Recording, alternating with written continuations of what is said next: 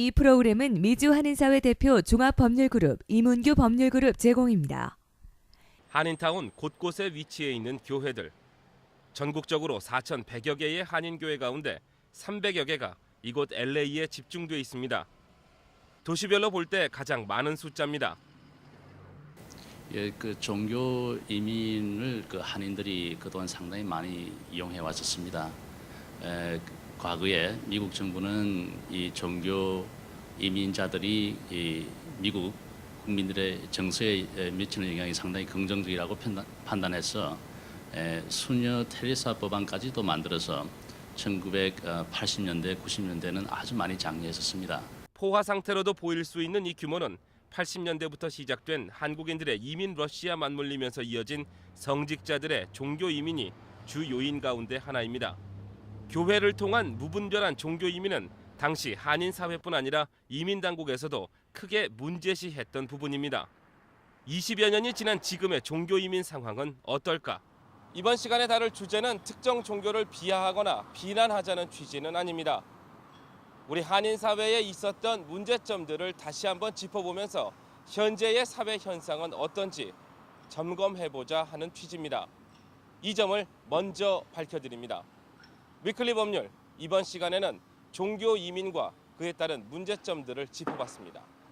예, 결국 이제 종교민의 취지는 어떤 특정 종파나 종교 단체에 상관없이 미국 정부가 인정하는 특히 그 국세청 면세를 받은 종교 단체로서 인정되는 기관이라면 누구나 상관없이 그 기관을 통해서 미국에 종교민을 신청할 수 있도록 된 것이 법의 취지였습니다. 그 성직자에 속하는 안수를 받은 성직자들은 숫자에 제한 없이 미국에 이민을 할 수 있었고요.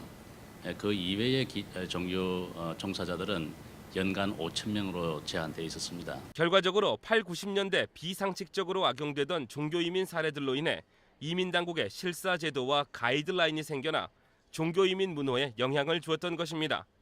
대부분 종교 이민을 신청하기 위한 자격 미달 경우가 많았으며 한인 종교계에 대한 부정적인 시선까지 생겨났다는 것은 부인할 수 없는 일입니다.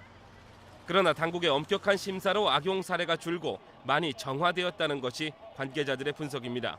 예, 그래서 이제 실사 제도가 도입되고 나서는 이민국에서 전체적인 그 종교 단체에 대한 명단을 가지고 있어요.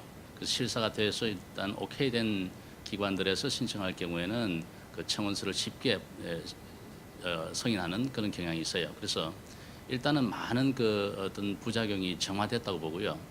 그걸 통해서 이제는 그 종교 이민이나 또는 비자를 신청하는 분들이 그 과거처럼 남용하는 사례는 거의 없다고 생각이 들어요. 또한 신청하게 되게 되면 이미 이제 정화됐기 때문에 이민국에서도 쉽게 승인하는 경향들이 있습니다. 그래서 종교 비자의 경우에는 대부분이 대개 2주 이내에 이제 승인을 하게 되겠고요. 이민의 경우도 요즘은 시간이 많이 단축돼 가지고 대개 청원서가 한 3개월, 4개월이면 다 승인하고 있습니다. 이민국의 실사는 한번 받아두게 되면 그 이후에는 재실사 없이 종교 비자나 종교 이민이 쉽게 승인된다는 장점이 있습니다. 그러나 실사를 받기 위해서는 철저한 준비가 필요합니다. 물론 이제 저희들 청원서를 제출할 때 중요한 서류 중에서 국세청 면세서가 반드시 있어야 됩니다. 또한 정부에서 인정한 단체로서 정관이 있어야 되겠고요. 그 이외에는 그 교회 예산서 또 교인 명부라든지 이런 분들이 이런 서류들이 반드시 첨부가 돼야 되겠습니다.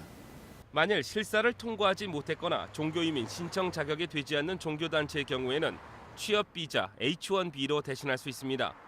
물론 취업 스폰서의 자격 요건을 충족시켜야 합니다. 최근 10여 년간 주춤하던 종교이민은 다시 증가 추세를 보이고 있습니다.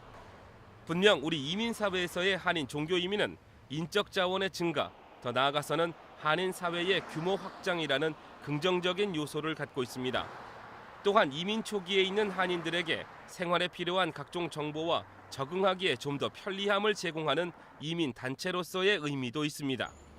그러나 아직도 일부 종교 단체들은 편법을 사용하는 등 이민 사기라는 항목에 해당되고 있다는 점도 우리 스스로 자각할 필요성은 있습니다. 종교 이민을 통해서 영주권 또 시민권을 받고 나서 해외 여러 나라에 파송되어서 종교 활동을 하면서 결국에는 우리 한인 커뮤니티로 볼 때는 종교적인 차원을 떠나서 어떤 한국의 우리 모국인 한국 어떤 대한민국의 국익을 상당히 높였다고 생각이 들고요. 위클리 법률 이번 시간에는 종교 이민에 대해 알아봤습니다.